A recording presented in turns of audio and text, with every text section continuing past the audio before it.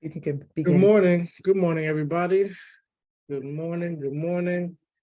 Happy Wednesday. Today is Wednesday, right? Yep. Okay. Good morning, Abimbola. Good morning, Marie. Peace and blessings. Nice to hear your voice this morning.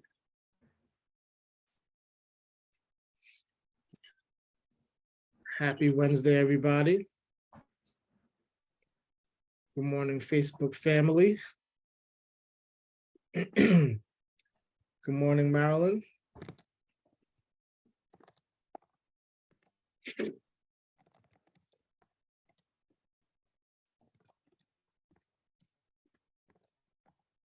Good morning, folks. My name is Andre Nelson. I'm here this morning to talk about the beauty of analytics and data. Normally, most people don't associate beauty and art with data, but we're here to explore that topic this morning. So I welcome you all here. Welcome, welcome. Let's see who else is in the room. Good morning. Good morning. And good morning, Amelia. Good morning, Adam.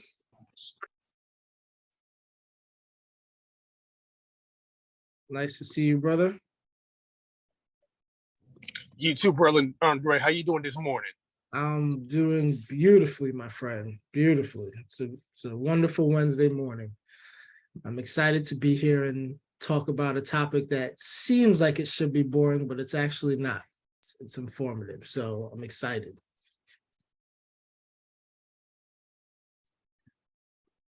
Who else do we have in the room? Marie, good morning. Marilyn, good morning.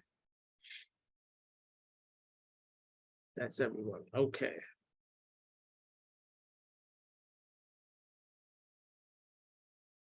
All right. Good morning, everybody. Again, my name is Andre Nelson. I'll be talking about information, analytics, and data, and the beauty of it.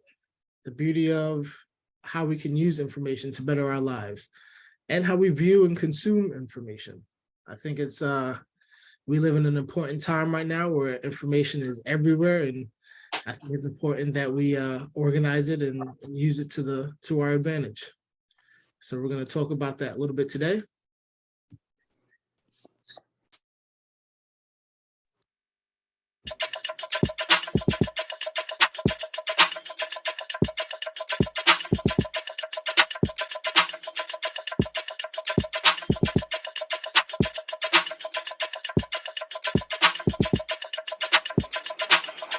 Wake up, everybody. It's time to get up. Wake up, everybody. It's time to get up. Stay woke, stay woke, stay woke. It's time to get up. Stay woke, stay woke, stay woke. It's time to get up. We're healing, we're dealing, we're growing. Together, together, releasing. We're teaching, we're moving. Together, together, we're learning, discerning. We're striving. Together, together, we're leading, connecting, transforming. Together, together.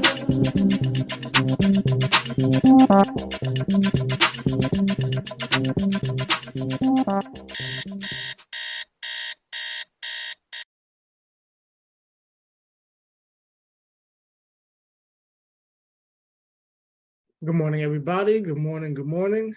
My name is Andre Nelson, and today, I'm here to talk about analytics and data, the beauty and the art of information.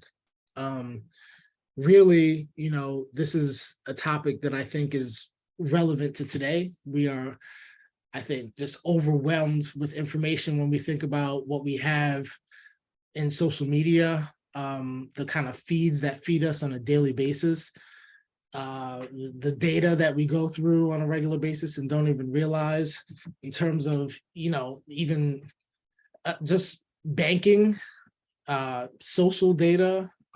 There's all kinds of data that we consume on a regular basis and may not even be conscious of, of the fact that we're consuming this data.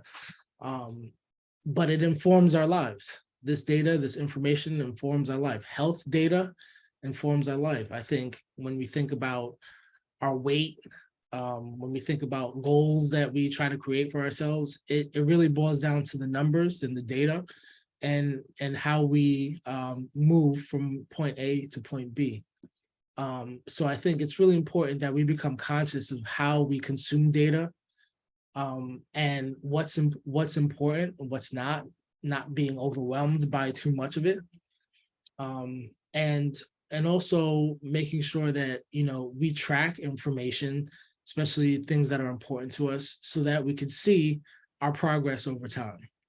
So that's really what we're going to talk about today. I know we don't. Today is a half an hour session, so I'm not going to try to get too deep, but I do want to just show you how analytics and data is art visually, and also it's beautiful in the sense that it can inform our lives to make our lives better if we so choose.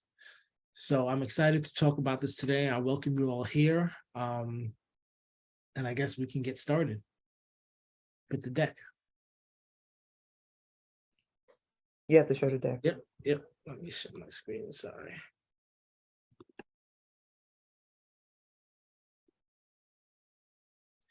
All right. And you can all see my screen, right? Yes. So my name is Andre Nelson, like I said before. I've worked in analytics now for at least 15, 16 years. I started off working on Wall Street as a financial analyst. And in 2008, 2009, well, let me contextualize that, a financial analyst for different banks. So working for different banks, I ran a lot of reports, and those reports were important because those reports informed the organization on decisions to make. Information really boils down to telling a story. And that's what's really important. That's the creative part of information and informatics, analytics, is getting a lot of data and being able to tell a story with that data. That's a skill set that an important point to make here is that this is a skill set that is absolutely necessary for every industry. It's a growing job market for analytics, for especially healthcare analytics. So for young people that are looking for jobs that are growing year by year, analytics is growing. Companies, organizations need people to look at. We are in the information age right now. They need young people to look at this information, trend the information over time, and understand where we're moving as a society in order to make decisions that will benefit the organizations in the future. So I tell young folks all the time, whoever I'm talking to really, think about analytics as a career, because we are in the information age right now. Data and information is much more important, is probably the most important currency globally. Our buying habits, our spending habits, all the apps on our phone are tracking what we're doing throughout the day, which is kind of scary, but this is the age that we're in. And they're doing that for a reason. They want to understand who you are as a person, and they understand that best by looking at your habits. And this is where we're at right now as a society. So the more we know how to ingest information and consume information, the better we are in understanding who we are as individuals and as a collective. So again, my background is analytics. I've been in it for 14, 15 years. I started in financial services on Wall Street, and then I moved to healthcare in 2009, 2010. A skill set that I can take from industry to industry. And I've been in healthcare ever since then. I think my focus really increased once I understood how healthcare disparities are affecting Black folks and people of color way more than white folks. And the data around that, I feel like we need to have a part 2 session to kind of go through all that, but it was really eye-opening. And this is one of the reasons why I love looking at data and analytics, is because the story it tells really informs you on what's actually happening out there. Let's move to my next slide. So what is analytics and what is data? Data are facts and statistics collected together for reference or analysis. Really, data is just all bytes of information, any kinds of information that you can find. I really strongly urge anybody that wants to discuss a topic using data, it's really important where you get your data from. And this is one of the most dangerous parts of information right now, is that there's a lot of biases in a lot of the data that's out there, even peer-reviewed data that comes from universities and published journals. When you have a lot of, just to be frank, when you have a lot of white people gathering data for people of color, it can get dangerous because of the biases that they have, just as individuals or as organizations. We can see now in some Asian countries, there's a lot of facial recognition technology that's out there that's mislabeling Black folks. These are some of the issues, the human issues that we run into when we talk about data and information. Analysis is the resolution or breaking up of anything complex into various simple elements. So again, there's tons and tons of information out there that you could possibly find for any given topic. But really what it breaks down to is, what does your analysis look like? For instance, if you want to look at how much you've been spending over the last year, it's really important that you look at month over month and year over year to trend that information to see, okay, I've been spending a lot of money on groceries, not so much money on the gym and exercise, right? That how you break down the information that you have is going to inform better decisions for you. The data can be overwhelming, especially if you look at account information over the last year. I think it's important that you go in there with a goal of, I'm going to specifically look at my grocery shopping or food shopping, break it down into bite-sized chunks and trend the data, which basically means look at it over time so that you can understand what your habits are and areas where you can improve. Yeah. Before we move on, Yep. I wanted to see what folks have to say about the stuff that you shared. You've given really powerful information about how data is processed, the power of data, data as an art, and your history with it.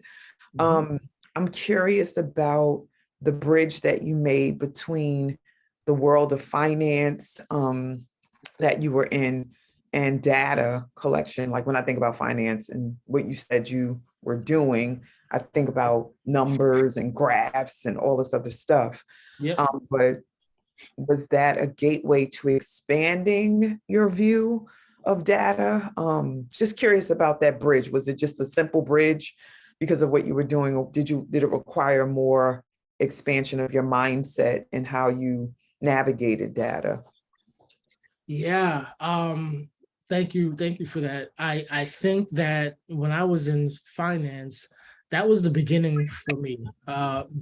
Creating graphs, creating bar graphs and line graphs and using Microsoft Excel, programs like that.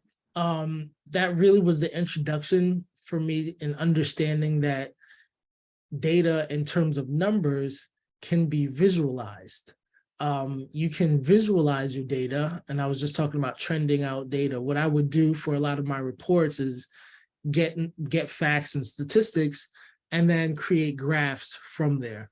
I think traditionally in this role, you see a lot of bar graphs or a lot of pie graphs, really basic graphs that you can create on Microsoft Excel or Microsoft PowerPoint. And that to me was the beginning of, oh, I can add a bit of creativity to what otherwise is just kind of boring data. And the creativity at the time was maybe I could just color the graphs with different types of colors, or maybe I can make the graphs funky somehow.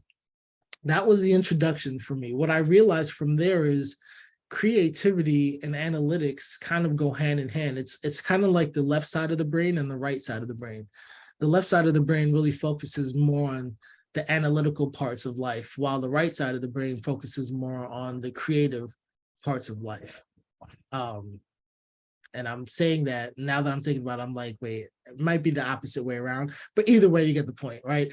And it's important. It was important for me to understand at that point that, yeah, data doesn't have to be so analytical. We could add a bit of creativity to it. And that was the beginning for me. And when I got into healthcare, I started to explore a little bit more. There are a lot of programs and apps out there that you can create different types of graphs and create different types of visualizations for people to really understand the data better, especially when it's a little bit more complicated. So finance was the kind of bridge for me to understand that I could add a bit of creativity to something that was normally a little bit more cut and dry and black and white. And then getting into healthcare really kind of helped me expand my thought process in how I am showing the information and how people are consuming that information. And making that switch was very important because my colleagues in healthcare really valued the creativity that I brought to the space of data and analytics. It wasn't just traditional. I tried to create something new with it, and that was appreciated. So thank you, Shawnee, for that. You're welcome. I think that, hi. Yes, Tiff. We had a question coming in from Facebook from Jem. She Okay. wanted to know if you could provide an example of how facial recognition mislabels people of color. Sure. So there are actually a few articles on this, because this is really talking to the future that we're moving to is artificial intelligence and machine learning, which is basically computers making decisions for us. At its root, you have programmers that are programming artificial intelligence to understand human behavior or anything. You could program artificial intelligence to really try to understand anything, but it's all about what the information that you're putting in is. Now, I don't have time to find the article now, but I'll try to find one later on, maybe drop it in the chat or send an email. But there have been many instances of I think like police organizations trying to use AI for facial recognition. And the biggest issue that we find is that they have the photographs of some of the criminals that they might be looking for. And when the facial recognition software finds a Black person that might look similar to that culprit, then they're getting labeled as the criminal themselves. So issues like that, I've seen AI label Black men as primates. I've seen some like really ridiculous things, but you know, the AI only artificial intelligence robots, if you will, get programmed by humans. And if it's mainly white humans that are programming these AI bots, then their bias is getting programmed along with these bots. You know, so not recognizing humans as human beings or misrecognizing faces are a common thing right now, especially for Black people. And there's a lot of articles on this right now. You could actually just kind of Google AI and facial recognition and Black people. You'll see all kinds of things, because also it's a new kind of field. So, you know, we need more Black representation. That's A. And B, we need to be able to recognize the fact that our biases, our mistakes as humans are getting programmed into these programs. And yeah. Yeah, thank you, Dre. Yeah. We have a hand up from Amelia. Sure. Hi, Amelia. Good morning. Good morning. Good morning, everyone. I really love the exploration of this topic. I gotta say, when I first saw the title, I was like, okay, this is gonna be interesting. Yeah. And for me, when I think about data and analytics, I work in healthcare, so it's definitely a part of my world. But when it started to come up for me personally, for instance, I was just noticing one day I was in my Outlook email, and it started to provide me with the analytics of, oh, you were spending this much time opening your emails, or you had this much meeting today. And I just started to recognize how many of the things that I was using was starting to provide me with this analytical data.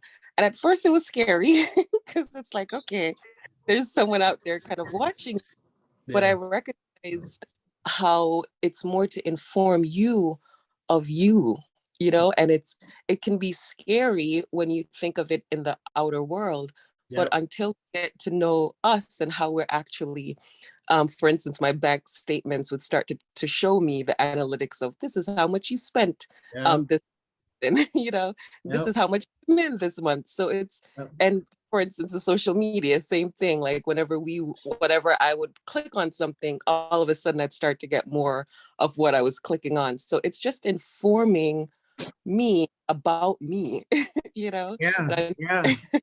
Yeah. Thank you for sharing that. I love that, because at the end of the day, I know most of us have experienced it where we think about something and we might say it out loud. Like, I've been thinking about bicycles lately, and then all of a sudden a Google commercial comes on TV and it's like the exact bicycle that you were thinking of, or something like that. It's everywhere. The information is everywhere. And like I said in the beginning, it can help inform us. You know, it can help inform us. I know that the screen time on our cell phones, how much time we're spending on our cell phones, and how much time we're spending looking at apps or shopping on Amazon or XYZ. It's great because it helps you understand how you're spending your time, but it's also scary because it's like, eesh, am I really spending 5+ hours a day scrolling on my phone? Yeah, the truth can be scary sometimes, but it's great in terms of helping you understanding you and helping us understand us. So thank you for sharing that, Amelia. It's definitely informative for us. Were there any other questions or comments at this point? Aaliyah has a hand up, but let me pause for a second. Yep. Is this slide important for you to? This slide is important, and I'll just go through this last slide. I did create a lot, but I want to share this really quick. So let me just share this before we get to Aaliyah. W.E.B. Du Bois is probably the most important figure globally, in my opinion, when it comes to data and analytics and showing the data and analytics. He did something in 1900 that we all are kind of emulating at this point.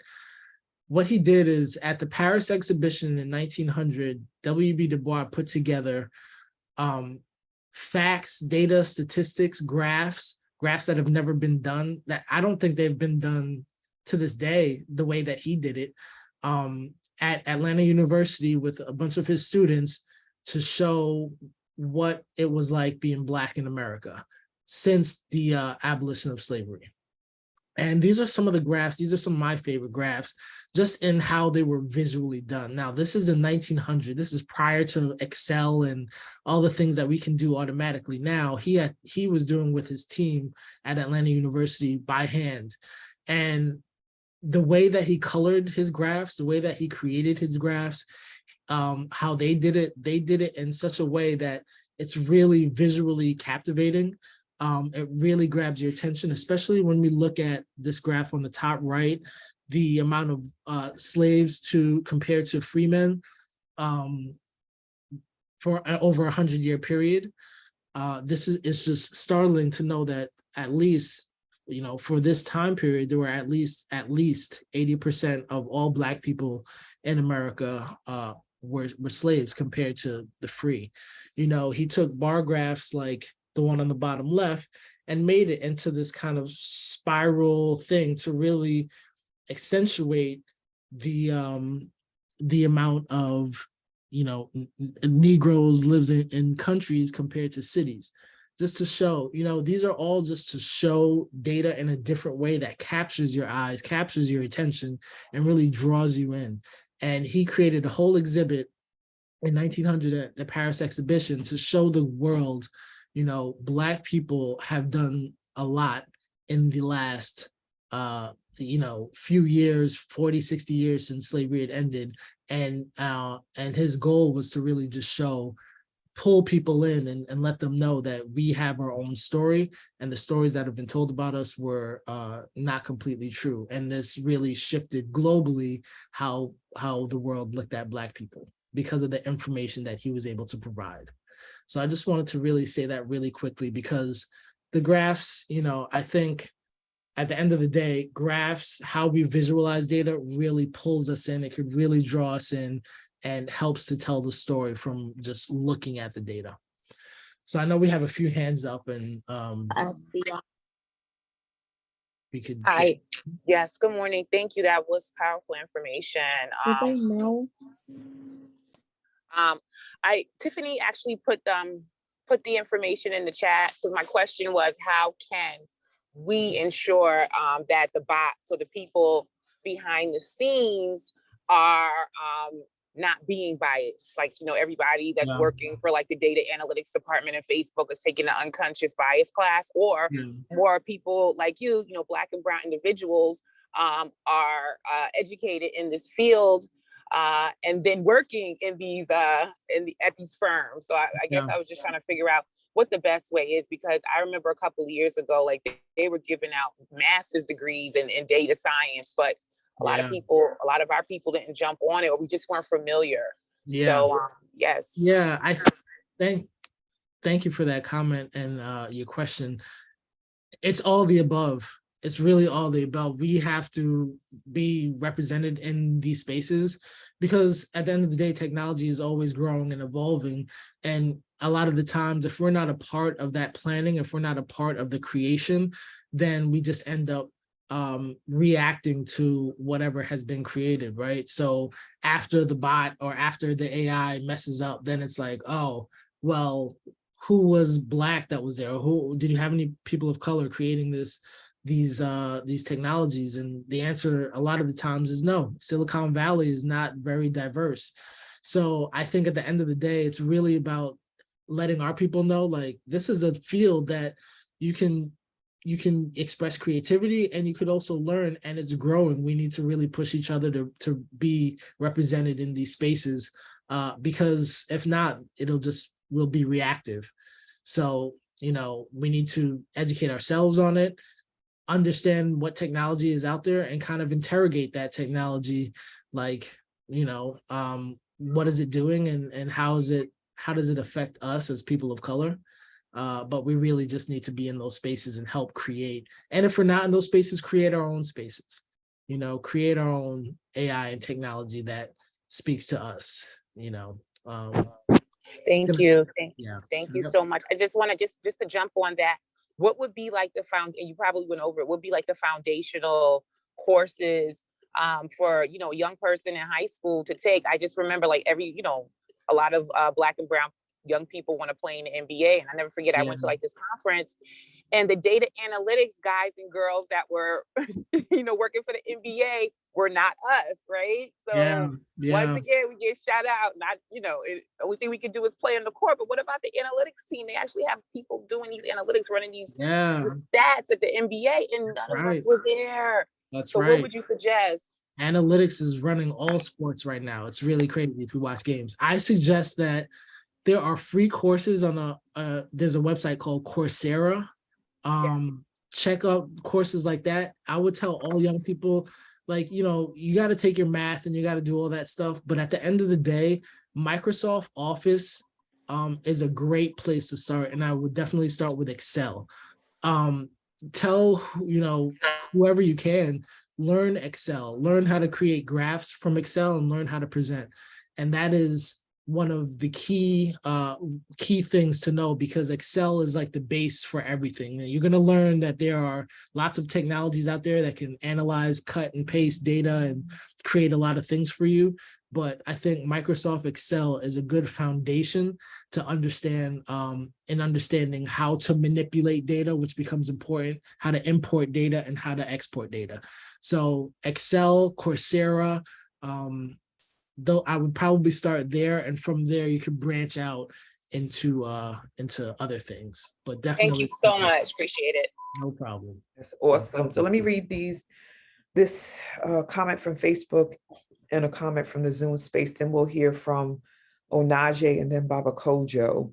Okay. So from Facebook, Kaisha shared that she is a production analyst that creates schedules for workshops. Mhm. And she looks at data all day, makes decisions from the type of data that is pulled in from the various SAP applications. Mhm. Data is everywhere. So what's SAP, Andre? SAP it's like a system. There are lots of just systems out there that you can get data from. So SAP is just another type of system that you can get information from, and then from there break it up and show it the way that you want to. Ashe. And then Catherine says we have to be at the table, and now Wu has made a table for us to sit at. So you just pulled up another slide. Yep. You have the two sharers. So what do you want to do? Yeah, I just want to show, just visually show what data could look like. This is just America's racial breakdown by state. So if you're not from New York, if you're from anywhere else, you could just locate your state and see for yourself what the racial breakdown is. And again, this is just another way to visualize data and understand it. Just want to show that to you, but we can get to the next question or comment. Okay, and I was just going to ask, I don't know if it's possible because this looks very, very interesting. Can you expand the data so that we can see? Yes, let's see. How do I? Right. If not, it's okay. But Sorry, it's not doing it. no, I can't. All right, it's all good. Okay. All right, but we know it's there, that there's, if you type in America's racial breakdown by state, we can find this graph and maybe another way to review it. Like I'm the type of person that this visual is better for me than number, even though numbers are in here, boxes, the colors, this is more helpful for me than reading stats from an article. I'm an intellectual, but I don't process in this way. So it's just really interesting. However, depending on the branch of science and who dominates, how I learn and how I communicate would not be received as well as this type of analysis and presentation. It's so funny and not funny as it relates to this type of thing. But I'll ask my question later. I know that Onaje and Baba Kojo wanted to share. So Onaje, you ready? Is he still in the space? Yeah, I'm still here. Yeah. All right. Blessings, family. Hey, Andre, peace, bro. Good morning, brother. Yeah, and in fact, one is that book is Andrew told me about this book, and it's available at a I think I paid $15 for a hardcover. So those of you who want to get the book, it's available. My question is, someone asked about high school, getting high school children involved. Do you have a recommendation for even younger children? Right, the younger we start them, the better. Is there a series of books that you would recommend for younger children? And how young could you go?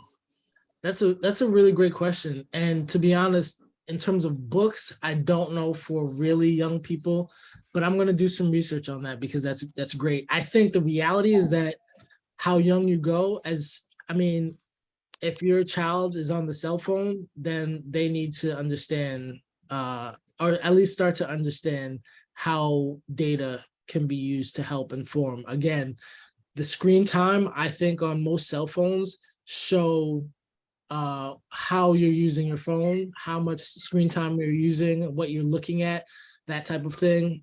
You can use things like that, information like that, for them to understand their limitations.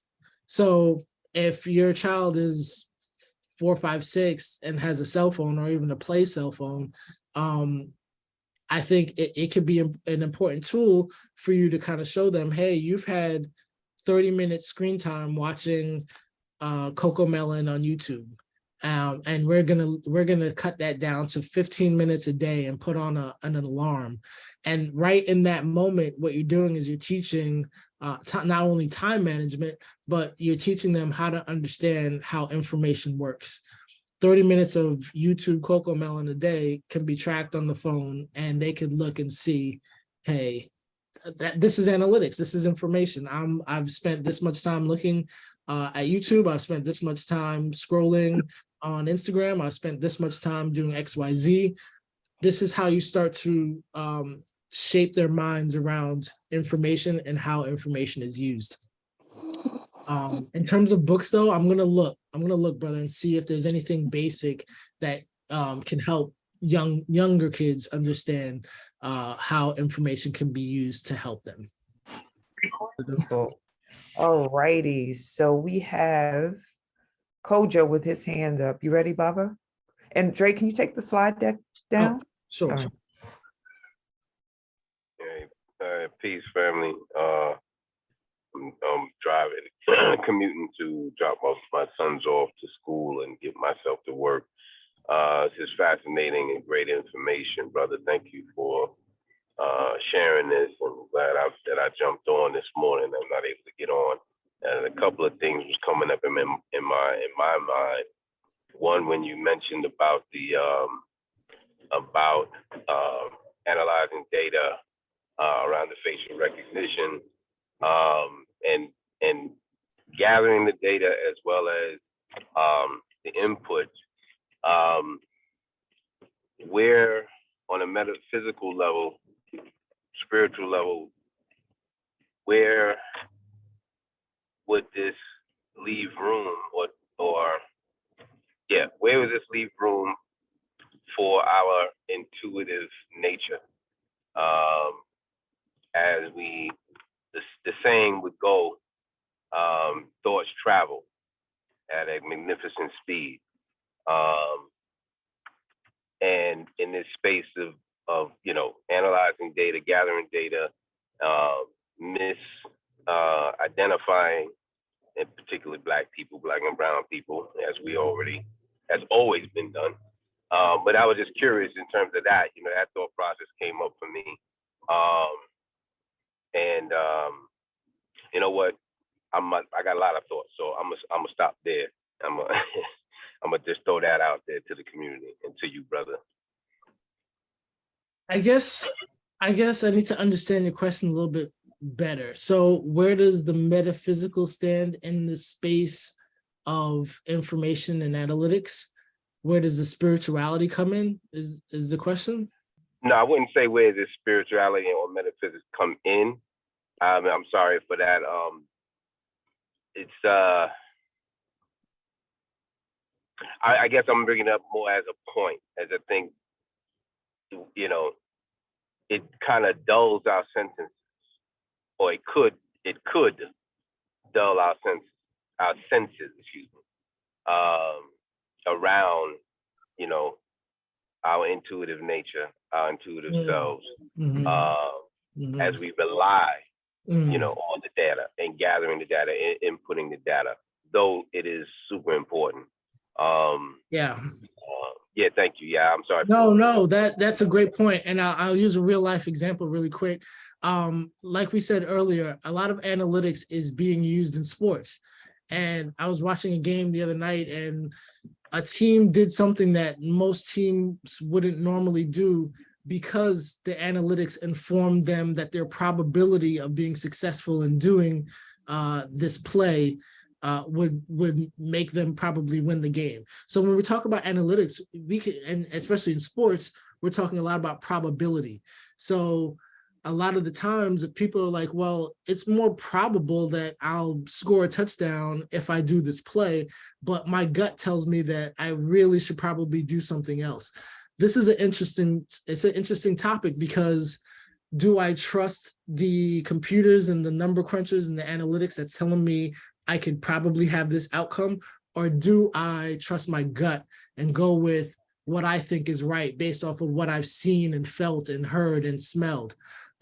It's a great question, because it really boils down to the human versus AI interaction.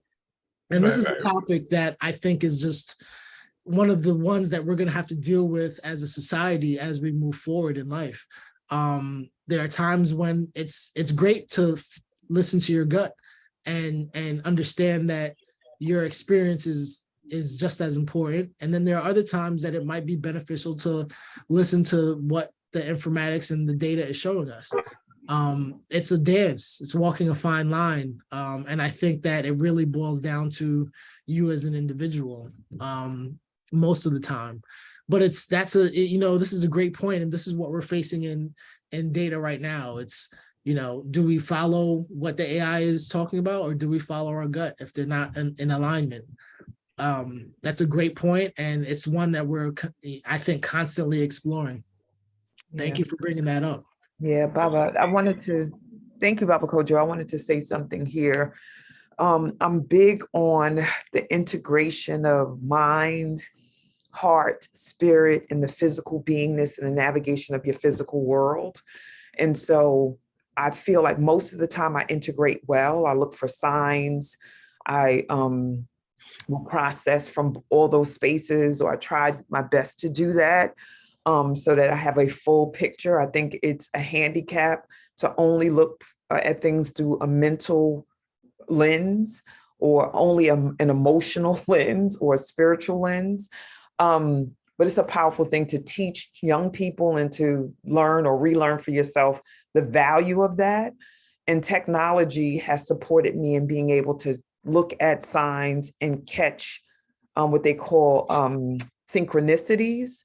And it also has created a filter and a haziness that blocks my intuitive flow when I'm overloaded with data and overloaded with screen time. Yeah. So balance is key in all of these things, but we're not taught how to integrate all things. Like, I've been in spaces where my intuitive shares or innovations are not well received because we're taught to think only from the mindset. And I don't know if you saw the quote in the chat. It was a joke, but I'm like, no, they're serious about that. Nadine wrote, "Trust God, everyone else bring data."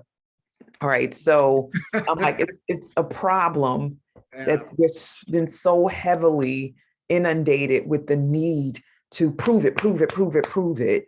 Some things are not provable, or if they are, we haven't found the mechanisms to make them practical and solid, like have mass to them. But it's a problem to only think that if it's not something you can hold, it's not real.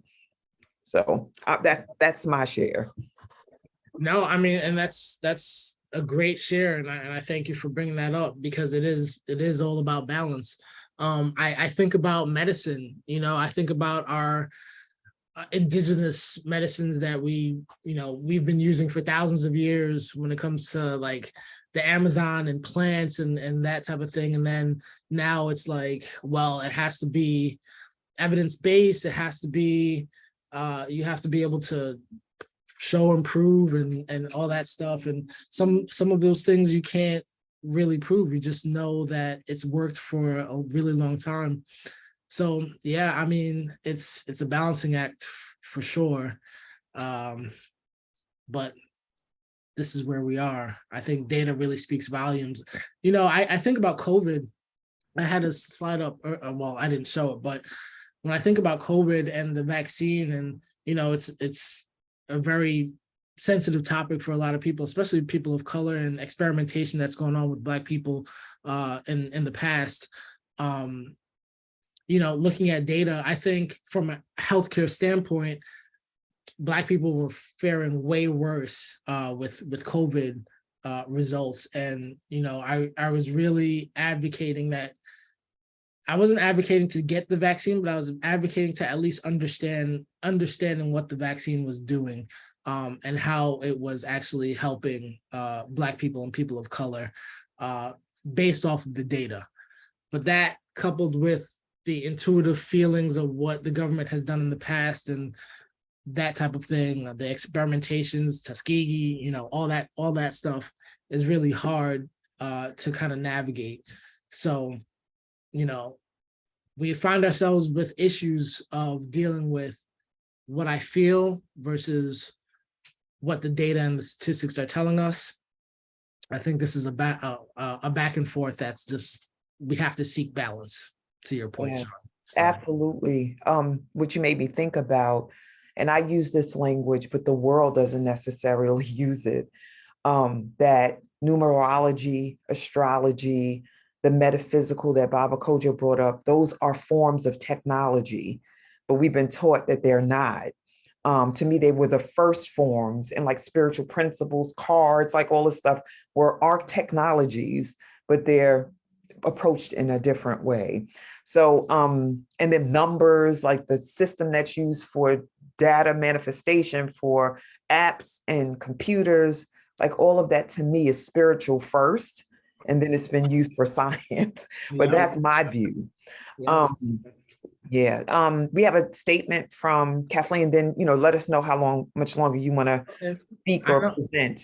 Yeah, I want to be respectful of time. I know we're a little bit over, but we could do a part 2, part 3. Part yeah. This is an awesome part 2 Yeah. piece. So powerful. So on Facebook, Kathleen Greeley said, "Can you speak to Year Million and the documentary that speaks of AI and the disappearance of humanity?" I cannot. I don't know what Year Million is. I'm sure that's probably the name of the documentary or something that has to do with it. I would have to look into that. I don't know about that. What I can say is that we are headed to an AI future.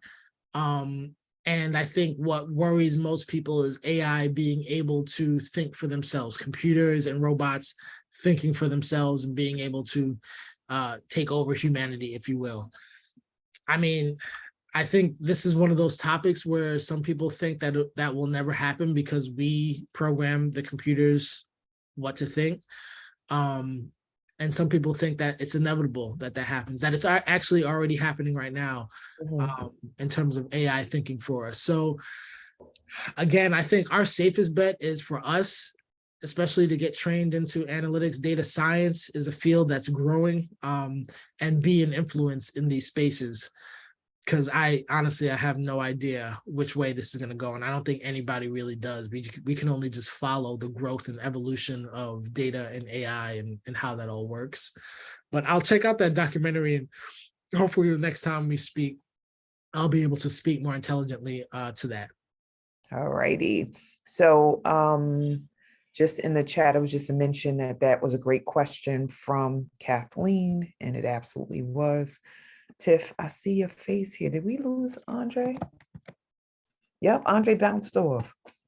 So let me do this while we wait for our brother to come back on. Teresa had a comment or question. Andre's not in the space, but is it a comment or a question? He would have to answer the question. So let us know. I just want to say it's a great conversation. I just, woke up and got in, but it was a really, really great conversation. I love what everyone was saying. Like you were saying about the spiritual part, about how people are, just thinking one way of thinking. And we do need to change, how we look at the world system and stuff and how it does work. So I love what everyone was saying. So thank you so much for this conversation. Thank you, Andre. Ashay. And, because he's not back in the space, I just have a question to the community. Oh, here he is. Just the use of technology, artificial intelligence, data in your life. Like, Andre, you're back. Just holding your turn. It's okay. I was like, wait, no, Andre.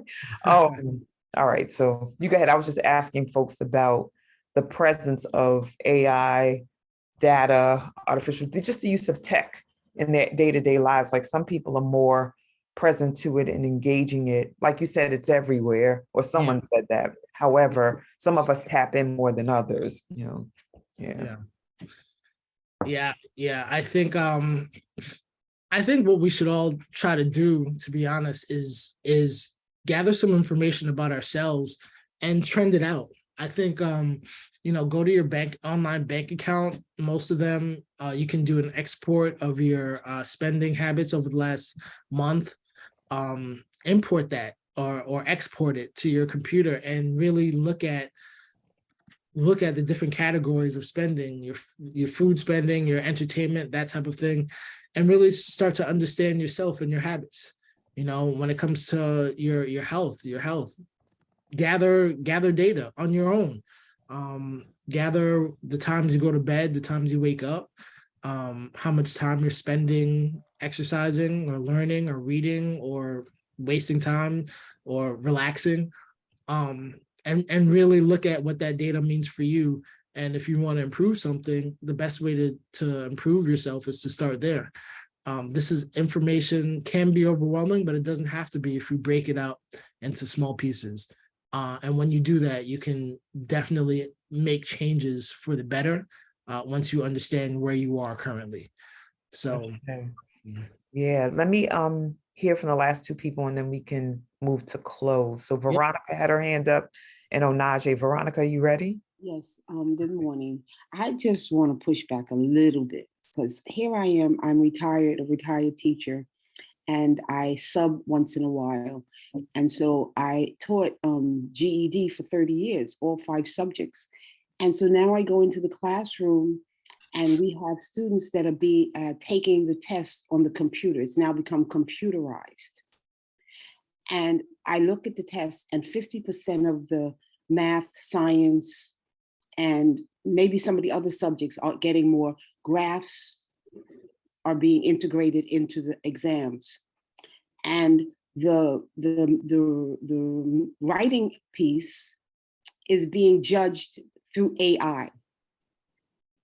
And our students are not prepared to answer a question to an artificial intelligence. They don't understand that they have to use the words and the phrases that are being given to them in the prompt. And why I want to push back is because our children in the average public school, they're not being prepared for artificial intelligence, but it's being bombarded on them. Mm-hmm. And one thing, my grandson has just started school. He's in the 6th grade, and he happened to have been accepted into a school that is only STEM. So imagine, I looked at the graph, and he is representative of a graph that was done over 75 years ago, because that's where he fits in. He's like maybe 2% of the population. And he's in a room with children that only have lived STEM in a public school in New York City that is segregated. Mm-hmm. And the question I have is, if we as parents are not pushing back and saying, listen, you're not going to give my child introduce AI in high school when there's a small segment of our population that got it from kindergarten. Yeah. And so it's time for us to, yes, we need to have it, but we also need to push back and demand it in kindergarten, 1st grade, 2nd grade, 3rd grade. Yeah. I mean, I'm complete. I'm sorry. No. I understand. I feel you on that. I mean, the earlier that we can expose our children to what's actually happening, because we're here now. We're not going to move backwards from here, right? We're not going to start to take away AI when it can be used to help by the powers that be. But at the end of the day, if we're exposed to it and what, the weaknesses of AI and how we can, you know, better use it, the earlier that we can understand AI and how it works, the better off we are. I completely agree that if this is the way of the future, that we need to start exposing our young people to this at an earlier age. I just don't know how we do that. I think this is a topic, again, that's going to evolve over time. Obviously, places are using AI to help them grade tests and be, I guess, a little bit more objective in terms of how these things are getting graded and things like that. But it's not objective if a student comes into a classroom and has not used the computer, but has to take a computerized test. I see what you're saying. I see what you're saying. It's not objective. It's just part of how we are racialized and we're segmented, and we're never going to move forward unless we demand computers in every classroom all the time. And that's not happening. That is true. Yeah. That is true. That's a larger issue, right? Now we're talking socioeconomics and geopolitics. You know, the AI itself is programmed however the human programs it. So these are two different things. Schools not having computers or people not having access, yeah, that's an issue. That's a larger issue. I think when we're talking about data itself, and I'm talking about AI specifically, I mean, it's objective in that it's programmed to be able to look at a paper and decide based off of what's on that paper, what's right and wrong, based off of how it's programmed. So it's not looking at anybody's experience or socioeconomics or geopolitics. It's looking at the paper and grading the paper. When we talk about computers being in schools and children being exposed to technology, that's a different conversation. But I agree with you, Veronica. All right, one more comment from Onaje. You ready? Ready, thank you. Veronica, thank you so much, because I was thinking the same thing. And this has to do with the fact we're at war, number one. War is declared on us. And every time there's a technological advancement, it always disproportionately disadvantages us. So we can do bank statements, we can do the time, but when you look at the larger piece, the larger aspect that you just talked about, Andre, that's a piece that we need people like you to go into the war room and analyze. How is this, for example, how is these tests contributing to the school to the prison pipeline, right? How is all this technology just captivating the minds of our youth, where the only thing they can do is just get on the games. They can't do anything else more than that, right? So there is a sociological consequence anytime any technology is advanced or produced. But we have to start to look at it from the point of view, what's the cumulative effect that it's having on our people and our national conscience as a people? If we're not looking at that, every time a new technological advancement comes through, it just pushes further and further into the hole. Yeah. So if we want to comment on that, and you was going towards that in your last statement, and Veronica really opened up the door.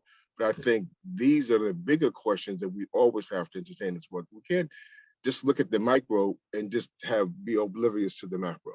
Yeah, you're absolutely right. You're absolutely right. It's, again, an evolving space right now, but definitely needs to be analyzed at the macro level to understand how this is affecting us as a society. I mean, most things in the society were not designed for us, which ends up having us be left out of consideration, and a lot of times negative consequences associated. You know what? I think along with the books I'm going to look for young people, I'll also look for trends in data for the evolution of technology and how that's negatively affected Black people and people of color across the country, across the globe, really, because as the technology evolves, if you are an individual or community that's not staying on top of it, what's happening, you're getting left out of it. So So yeah, I will definitely do some research into that to see what are some of the trends globally that is just leaving us in the dirt. Yeah.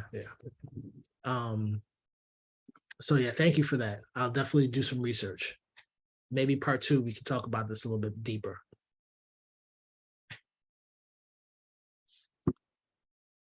All righty. Really powerful conversation. Tiffany said, as we continue to grow and evolve, there will always be a segment of the population that did not get early exposure. My youngest daughter is 14. Her educational experience is more STEAM, I'm sorry, science, technology, engineering, arts, and math based versus her sisters who didn't have that, and how my glam son is in 4K and his class uses whiteboards and more tech than my youngest daughter. Also from Facebook, Kathleen Greeley said agreed and supported. It's part of the plan to erase BIPOC societies or culture, but not including us in cartoons, in classrooms, etc. All righty. So lots to discuss. Andre, you know you got to come back. You know I am. So powerful. Thank you so much for all that you shared and having the presence of mind to tune in. I say not just intellectually, but intuitively to the needs and desires of this community and to create a session for us to vibe on and co-create from and then learn and expand and ascend from. So appreciate you regarding that. Let me put the next slides up so that we can close out the sessions. Everyone, you can put your comments in the chat and we will preserve them for next session. So for those of you who want to be in touch with Andre for more discussion, possibilities, if there's something that you want him to comment on, because he mentioned some materials that weren't brought into this session, please do reach out. Also, Kathleen put the Year Million documentary link into the chat, Andre. Okay, cool. So if you want, you can grab that up so that you can experience that documentary and add to your repertoire of things to share. We have love offerings. So just thinking about the monthly automated love offerings. On Mondays and Wednesdays, we don't share the love offerings with the facilitator per se, but we do ask that you share by putting in a monthly automated love offering prompt, scheduling that an amount that you want to give each month, because we have powerful experiences like today where you're receiving so much information and get an opportunity to consider some things that you have not before. So please, family, if you have not done so already, give, and you'll see the links in the space if you want to register for one of these categories. And tomorrow, who's this? Who dis? Oh, it's me. So I will be here tomorrow in the morning to present the subject matter of birthing with gravity. I'll be talking about the reproductive health arena, reproductive justice, and the power of gravity as a literal presence and technology that exists across the planet and outside, like the impact of it not being present, it being present, and what it's doing to us as a people. When I think about data and tech, I also think about the need for gravity, literally and figuratively around that. And for me, it means grounding ourselves in some basic concepts that are lost and not considered as we continue to grow and evolve as a human species. So join us for that conversation and bring your brilliance into the space so that we can unpack. And the Woo Nation welcomes all new members. And members, you're automatic. If you come into this space and you share in energy, light, presence, giftedness, voice, you are a member of the Wake Up Everybody community, whether you come every day or not. So it's really important for us to be able to continue to learn, elevate, and ascend as a collective, and release some of this individualized thinking that doesn't allow for us to tap in on a subject matter like today that requires our collective thought, contribution, growth, and development, and our revolutionary activism and advocacy around how we can navigate this to create equity. So please do continue to come if you're new to the space. Then we have a schedule. Today we went longer than our normal Monday, Wednesday schedule, but that's okay. You know, we have the prerogative to do that in the WU space. But our sessions are from Sunday to Thursday. Sunday, Tuesday, Thursday are from 7 a.m. to 8:30 a.m. Monday and Wednesday are from 7 to 7:30. But Andre gave us some more juice to consider. If you want to be reminded of these sessions in the morning, you can type in your text messaging or use that technology to type in 74121 as a number. And then in the text box, put WU Nation in all caps, and you'll get automatic texting and reminders in the morning to jump on WU from Sunday through Thursday. So take that on if you haven't done so already. And then we have WU swag, water bottles, laptop sleeves, sweatshirts. It's getting cooler. It's the fall. Tote bags, tea or coffee cups or water, whatever you want to put in your mug is up to you. Journals that you can write in and take notes about what you discover in this space.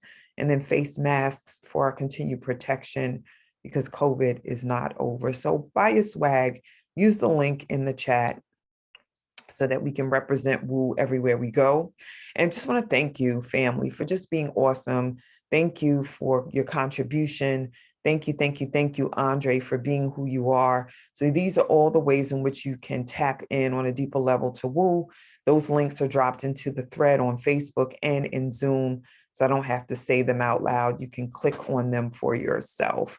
And so we're going to do what we normally do in this space as our own form of technology, which is to remove the slide and then ask for the community to come off mute so that you can share love with Andre for what he has provided. Come on through, family. Thank you, Andre. Very informative topic. Thank you, Andre. Much appreciated, Andre. Thank you. Thank you. Much appreciated. Good things, Brother Andre. Yeah. Thanks for the information. Let's move forward, everybody, and have a blessed Thank you day. so much. Yeah, let's continue the Amazing work. conversation. Thank you. Let's continue to grow and Thank you for all evolve. the conversation that is sparked. Thank you. Very Thank enlightening. Andre, I'm Appreciate going you. to contact you. Everybody. Stay blessed and have a great Thank day. you. Have a family. great day, all. All right, family. Love Bless you. you. Thank Take care. you.